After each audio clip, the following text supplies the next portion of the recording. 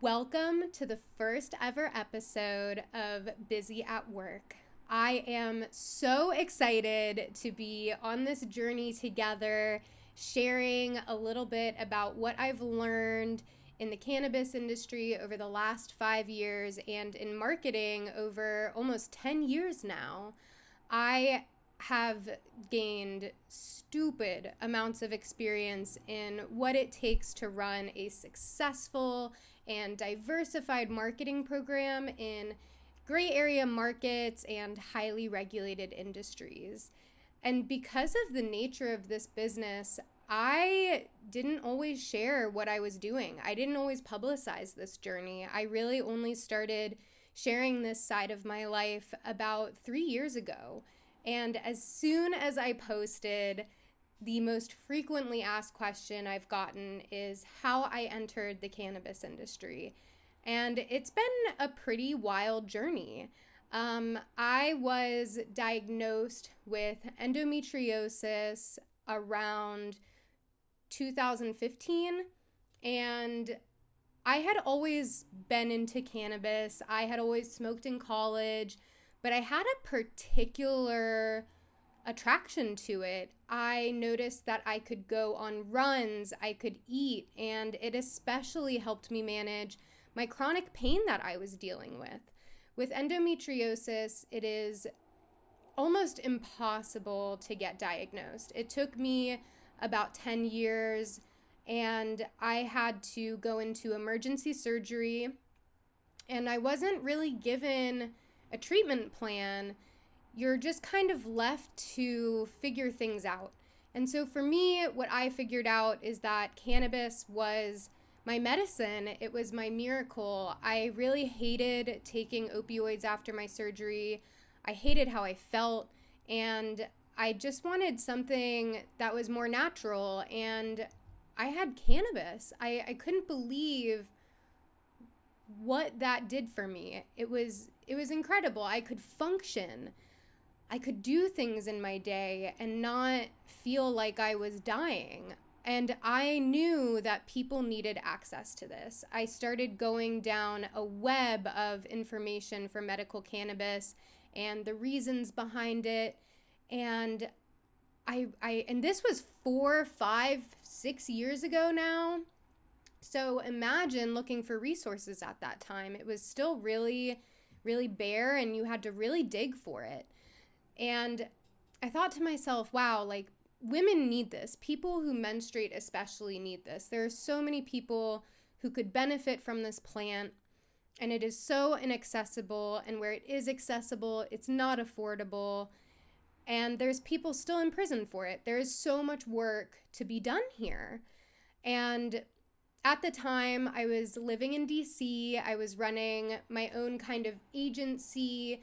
I was doing a ton of brand work for various clients in the DC area, and essentially did just whatever I needed to get done. There was always a solution, and I always tried to find it for these clients of mine. Basically, I just kept networking. My blog and my personal brand that I had built allowed me to get clients over time. I didn't even have a resume. It was all just word of mouth, and people liked what they saw, and they wanted me to do the same thing for their brand that I was doing for myself. And so I was, going to a lot of different things in DC. They have a very gray area market, but I was talking to everyone. I was networking with everyone. I told everyone that I wanted to be in the cannabis industry because I knew someone had a connection. One of my friends had a connection. Someone I knew had to have the foot in the door. And eventually, one of my mutual friends with Harrison Baum, the CEO and founder of Daily High Club, connected us through a Facebook post. And Harrison and I met, and from that day forward, I spent a few hours with the company, a few days with the company, and then it became a few weeks. And ultimately, I just loved what they were doing. I loved the operation. I loved the mission. And I loved that it was a way for me to get into the industry and really help erase the stigma around this plant. And so from there, they asked me to move with them to Los Angeles, which was incredible. I couldn't believe the opportunity, and to live in LA, that was another dream of mine. And at that time, especially, it was like the mecca of cannabis. They were just hitting their wave of legalization, and a ton of brands were coming onto the market, a ton of dispensaries were coming onto the market. So it was a really, really exciting time to be in cannabis. And nothing was easy at that time. Absolutely nothing. Doing anything from photo shoots to trying to figure out ads was such a learning curve for me. Even though I had already been in content and marketing and advertising and events, this realm is completely different. There's completely different rules. There's completely different regulations. And so it took a lot for me to kind of figure out, hey, we have this product and it's great and we'd love to talk about it, but we can't. So for a marketer, how do you talk about something that you can't actually talk about? And so we had to find really creative processes to, grow the brand and spread our message. And it's been an incredible journey of figuring out how to do that. And it's a constant growth and challenge of how to do this and how to navigate this industry. I think that there's a few key things that really helped me on this journey. One is that I knew my why. I had a really powerful reason, and still do, about why I want this to be accessible for people. I deal with chronic pain every single day. It sucks, to be honest. But there's ways to manage it, and there's ways to get through. Like right now, maybe I'll have an edible to get through. and so there's ways to manage, but that's my why, is because I want myself to have access anywhere, not even just in legal states, and I want other people to have that access. I want it to be something affordable. And sorry guys, I was still chewing the edible. But I wanted things to be accessible and affordable for people who needed it, especially medically. There's so many people who can benefit from this. Then I also networked. Networking is so key. I know that so many people hate networking, and that's okay. You don't have to like it, but there's so many ways to network now. You don't have to be in a room full of people. You can do it digitally. You can access so many virtual conferences. There's tons of ways to get your name out there and to find people who can help you reach, that next step of yours in your journey. And then another really big thing too is, for me, it was marketing and social media and content creation. But what is your transferable talent? Everyone has something that they can bring to the cannabis industry, whether it's accounting or growing, cultivation or sales or HR. We need HR people. Oh my God. But, there's so much opportunity for people. It's really about knowing your why, networking, getting yourself out there, and just also having persistence.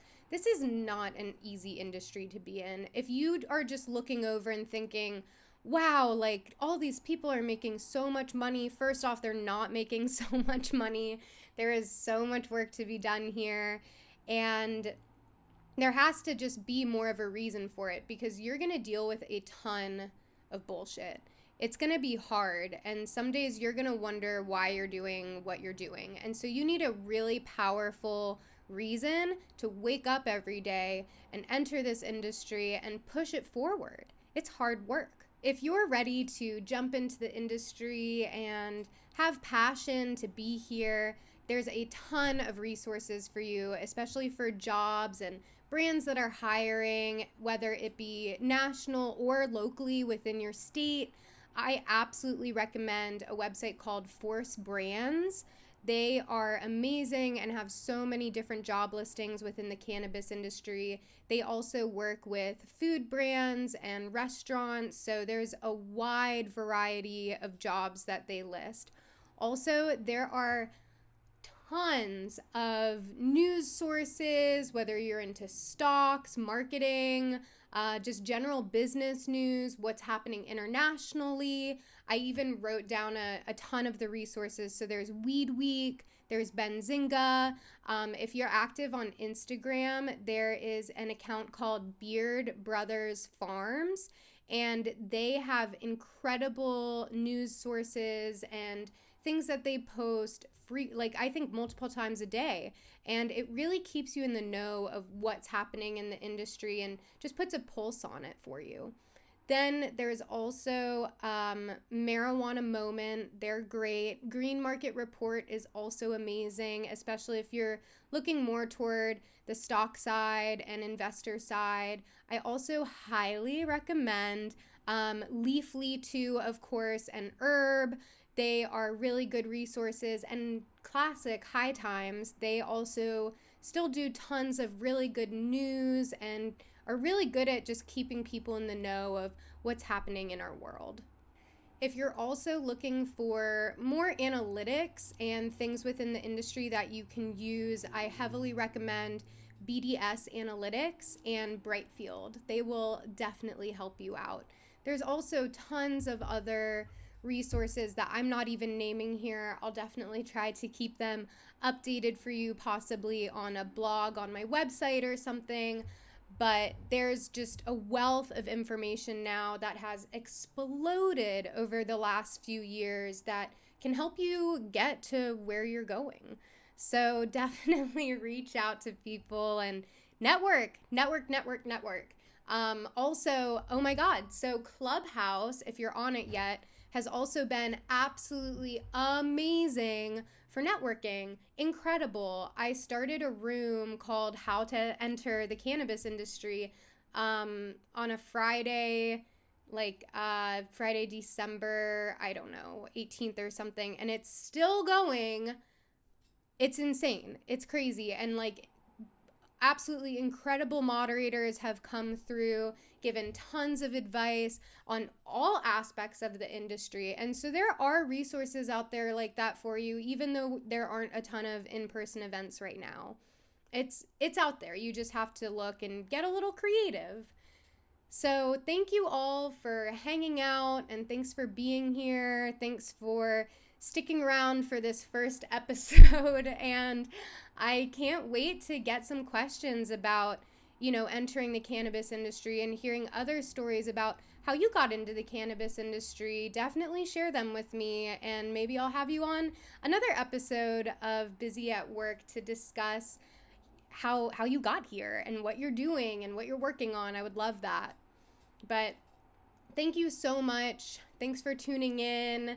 Definitely leave some comments, and I can't wait for the next episode and to hang out with you guys.